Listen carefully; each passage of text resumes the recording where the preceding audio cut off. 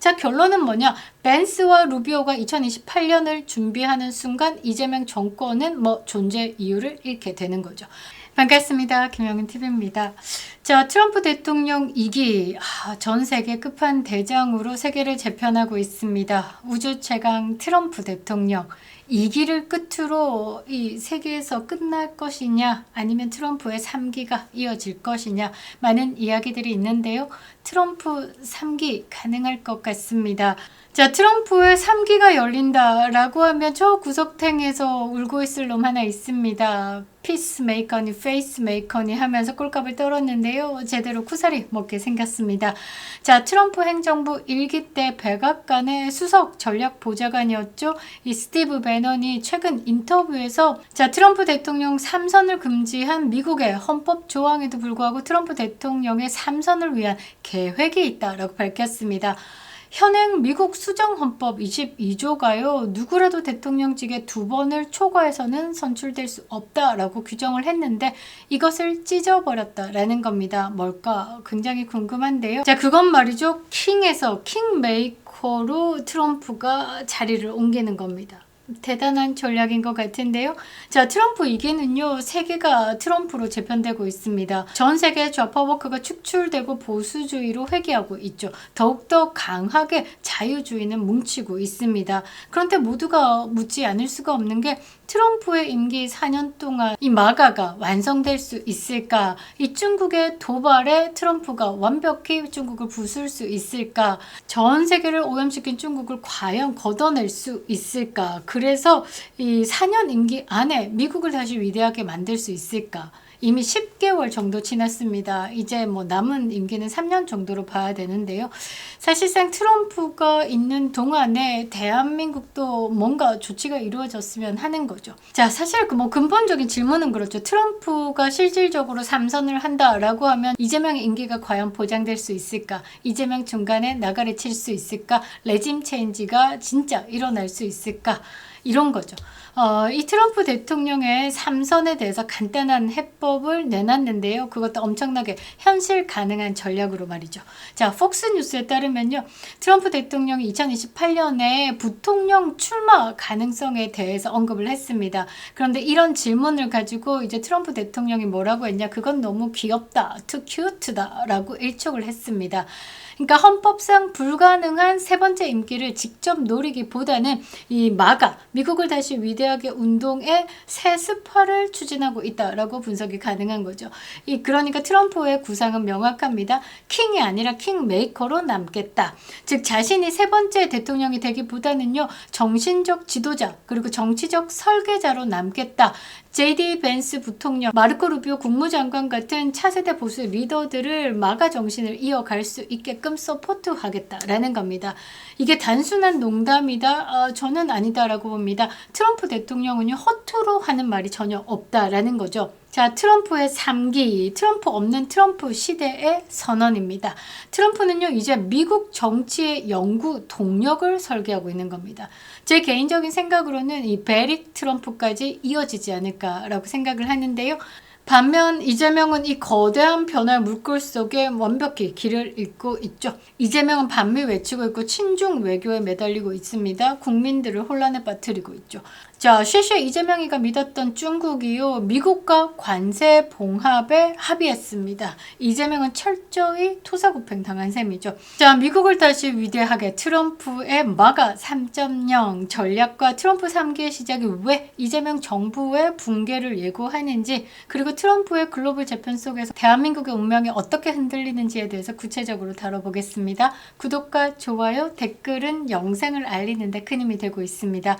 김영윤 TV는 구글 코리아가 아니라 구글 본사의 파트너 매니저 프로그램에 공식 선정되었습니다. 우파 플랫폼 강화에 앞장서고 있습니다. 여러분들의 댓글 참여는요, 저와 연동되어 있는 보수의 비밀 병기들까지 활성화시키는 힘이 되고 있습니다. 황교안 전 총리 자택에 압수수색이 있었습니다. 우파 탄압이 본격화되고 있는데요. 대한민국에서 우리의 자유를 지키는 힘은요, 여러분들이 함께 할 때입니다. 멤버십 가입과 함께 대한민국의 진실을 지켜주시기 바랍니다. 감사합니다. 자, 트럼프는요, 다음 세대를 준비하고 있습니다. 이재명은 다음 변명을 준비해야 될 것만 같은데요. 자, 스티브 배너는요, 2016년 대선 결과 대다수의 예상을 깨고 트럼프가 당선되는데 크게 기여한 인물입니다. 트럼프 1기 행정부 출범하면서 신설된 백악관 수석 전략가 직책에 임명되면서 초기에 존재감을 보여왔죠. 자, 이재명이가 대통령 자리에 앉은 것에 대해서 한국이 무너졌다라고 했습니다. Korea has fallen이라고 글을 남기기도 했죠. 로라 루머도요, 이재명이 당선되자마자 한국을 애도한다. 공산주의자들이 한국을 접수해 대선에서 승리했다. 끔찍한 일이다. 라고 글을 올리기도 했습니다. 그러니까 트럼프의 최측근이자 전략가들이요, 이재명에 대해서 한국을 어떻게 말아잡을 놈이다. 라고 미리 이제 트럼프 대통령에게 이렇게 이야기를 했습니다. 자, 그렇게 트럼프는요, 이 길을 시작하고 이재명을 바라보는 눈빛이 이렇다라는 거죠. 그런데 이재명은요, 본인의 임기보다 트럼프의 임기가 더 짧다라는 것을 생각하고 이 트럼프만 피해 다니는 거죠. 어떻게 해서든 트럼프가 빨리 끝나기를 바라는 사람 중에 하나입니다. 그런데 2028년에 트럼프가 대통령이 될 것이다. 사람들은 그걸 받아들여야 한다라고 하는 이 스티브 배넌의 말이 얼마나 쥐약처럼 느껴지겠습니까? 자, 스티브 배넌은 뭐라고 했냐면, 적절한 시점에 우리는 이 트럼프가 2028년 대통령이 되는 것에 대해서 그 계획이 무엇인지 내놓을 것이다 라고 했습니다. 그러니까 그 계획이다라는 게 헌법을 바꿔가면서 대통령으로 출마를 하는 게 아니다라는 거죠. 뭐냐? 부통령으로 출마한다라는 겁니다. 자, 도널드 트럼프 대통령이요, 아시아 순방 중에 에어포스원에서 기자들과 약식으로 간담회를 가졌습니다. 자, 거기서 2028년 부통령 출마 가능성에 대한 질문을 받았는데요. too cute. 너무 귀엽다라고 단호하게 부인을 했습니다.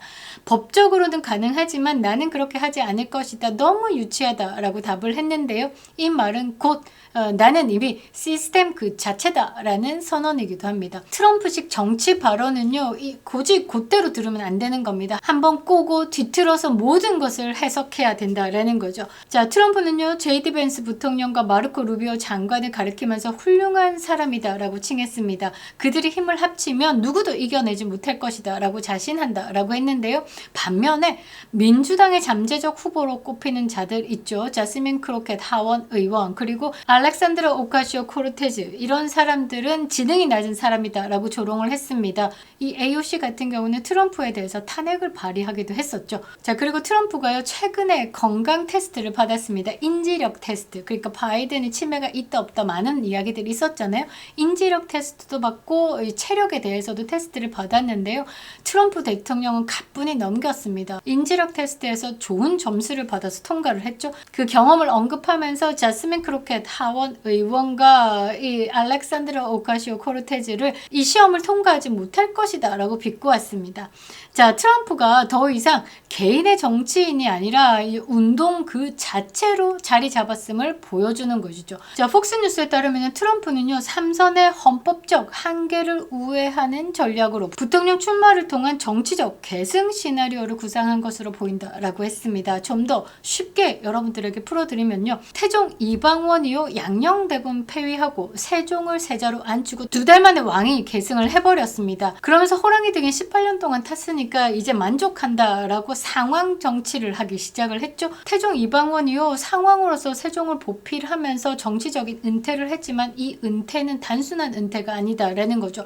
권력의 안정적인 승계를 위해서 신왕권의 확립을 위한 전략적 조치였습니다. 태종은 즉위한 이후에 왕권 강화를 위해서 외척들 다 목을 쳤죠. 그리고 중앙집권 체제를 완성했습니다. 그 과정에 많은 피를 흘렸죠. 반발도 컸습니다.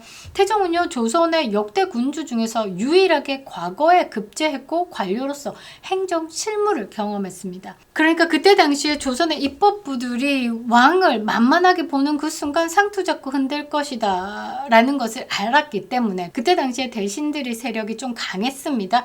그래서 정치적인 경험이 부족한 세종을 위해 가지고 태종이 상황 노릇을 하면서 정치 운영을 계속했죠. 왕권 기반을 지켜준 겁니다. 특히 군사와 인사권 등 핵심 국정 운영을 일정 기간 동안 이 태종이 해주면서 세종이 독자적 통치를 확립할 시간을 벌어줬습니다. 결국 태종의 결단은요, 세종이 조선의 황금기를 이끌 수 있는 기반을 마련한 거죠. 이걸 트럼프가 하겠다라는 겁니다. 미국의 수정헌법 제22조는요. 대통령직 3선 선출을 금지한다라고 되어 있습니다. 여기서 보면요. 선출되지 않은 승계 여지는 남겨둬 있죠.